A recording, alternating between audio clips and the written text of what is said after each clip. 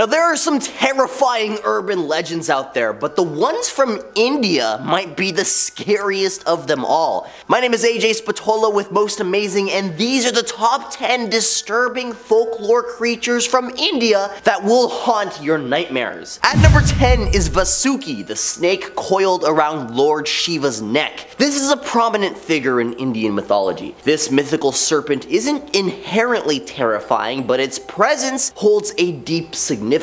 Imagine a colossal snake, its scales glistening in divine light. You see, Vasuki represents duality, signifying both destruction and creation at the same time. When Shiva dances the Tandava, Vasuki's venom-dripping head is a symbol of destruction, but it also symbolizes the cyclical nature of life. It's sort of like the yin and the yang, the balance of opposites. Now, while Vasuki might not be a nightmare-inducing creature in and of itself, its importance in Indian folklore is a gateway to understanding the intricate tapestry of myths that pepper this subcontinent. Essentially, the god wrapped the snake around its neck to prevent venom from dripping down into his body. At number 9 is Kaliya, the snake monster from Indian folklore, which comes from a spine-tingling tale that will surely give you the creeps. Imagine a colossal serpent with multiple heads, its slithering body coiled beneath the surface of the Yamuna River, ready to pounce on unsuspecting victims. But there's more to the story than just a giant snake. It's also a symbolic battle between good and evil, because when Lord Krishna confronted Kaliya, he danced on the serpent's many heads, taming the monster and purifying the river. It's a lesson about the triumph of religious over the malevolence, wrapped in a chilling legend that still echoes through the depths of Indian folklore. If you're enjoying this video so far, please support the channel by pressing like, subscribing to Most Amazing, and ringing that notification bell. At number 8 is the Makara. Picture this, you're sailing down the Ganges River at night and suddenly a massive sea monster with the body of a fish and the snout of a crocodile emerges from the inky depths. I don't know, that's Makara for you. Sort of like a hybrid of Aquaman's pet and something out of your worst aquarium. In Indian mythology, the Makara is a symbol of water, often associated with the goddess Ganga.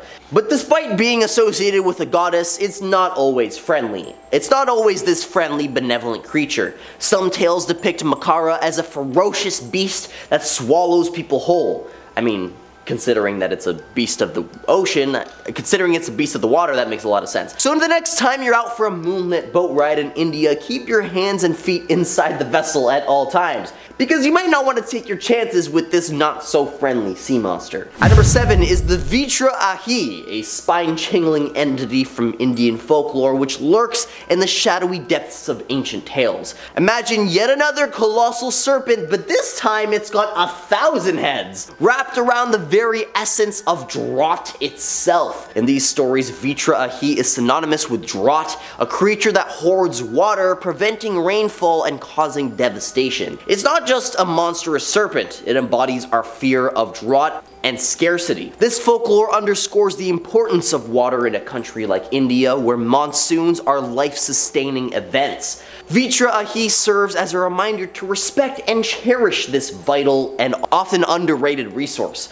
So the next time you're sipping your cool glass of water, think about Vritra Ahi, a creature so disturbing in its symbolism it transcends the realm of myth into a haunting reality. At number 6 is Mahishasura, I hope. The buffalo-headed demon. Imagine a creature with the body of a human, but a head of a ferocious buffalo, and you've got yourself a true nightmare. In Indian mythology, this dude was no ordinary villain. He was a shape-shifting demon who could take on various forms, making him almost impossible to identify and defeat. The story goes that his reign of terror was so intense that the gods themselves couldn't handle it. They had to eventually combine their divine powers to create another powerful goddess, Durga, who battled this minotaur-like creature for 9 days and nights. Eventually, she finally vanquished him, but not before he'd given us one of the most haunting tales in Indian folklore. And number 5 is Papa Purusha, the embodiment of evil itself. Hinduism doesn't have a devilish figure like Satan, but it sure knows how to keep you on your moral toes. According to ancient Vedas, it's all about self-discipline. Your undisciplined senses are like little demons, and your well-behaved ones are your personal squad of gods. In Hinduism, evil is all about a lack of self-control, making you your own worst enemy. But here's a chilling twist. You see, he's the sinister incarnation of sin itself, lurking in the dark corners of everyone's soul. Think of this guy as the ultimate bad vibe, the sinister impulse that pushes folks to do terrible things. So remember, your actions have consequences, and Papa Purusha is always pulling the strings. At number 4 is Rakshasa Sanskrit. Sorry for butchering that. In Hindu mythology, this translates to a type of demon or goblin. These guys have the power to change their shape at will and appear as animals, as monsters, or in the case of female demons, as beautiful women. They're most powerful in the evening, particularly during the dark period of the new moon, but they're dispelled by the rising sun. They especially detest sacrifices and prayer.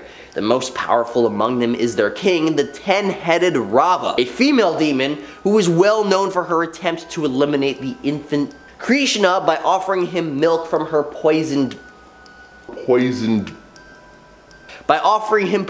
milk. She was, however, drained of her life essence, we'll say, by the young god. Now, not all of these demons are equally evil. Some are more akin to nature spirit, while others are the traditional opponents to gods. This term, however, generally applies to those demons who haunt cemeteries, eat the flesh of people, and drink the milk of cows dry as if by magic. This supernatural being is no run-of-the-mill ghost or demon. It's a 7-headed snow-white horse that emerged from the churning cosmic ocean. This horse represents power, swiftness, and divine significance in Hindu mythology. Yet it's not all rainbows and sunshine. It's also got a sinister side. In some legends, these 7-headed horses serve as the mount for Lord, the King of the Heavens. But here's where it gets eerie. It says that this spectral steed has the ability to materialize from the netherworld when trouble brews, heralding doom. So while it might seem majestic at first glance, these guys harbor an ominous, otherworldly aura. It's a reminder that even the most beautiful divine creatures can possess a dark and haunting side. At number 2 are the Ahi. This creature from Indian folklore is one eerie entity you wouldn't want to cross paths with. Described as a massive and venomous serpent, because there's all kinds of those in Indian folklore, Ahi's true origins trace back to Rig Veda, an ancient Indian text. Picture this, a monstrous snake with a craving for destruction. It's often associated with droughts, symbolizing the devourer of water, leaving the land parched. But the real horror lies in its shape-shifting abilities. You see, Ahi could take the form of anything, making it almost impossible to detect. And when you least expect it, it strikes, bringing chaos and fear to those it encounters. A creature that leaves a trail of devastation in its wake, Ahi's legacy in Indian folklore is a spine-chilling one. And at number 1 is King Ravan, the 10-headed. The great King Ravan, known in Indian folklore as a formidable figure, isn't precisely a creature, but he's an essential character in many chilling tales. Ravan, the antagonist in the epic Ramayana, is a 10-headed demon king,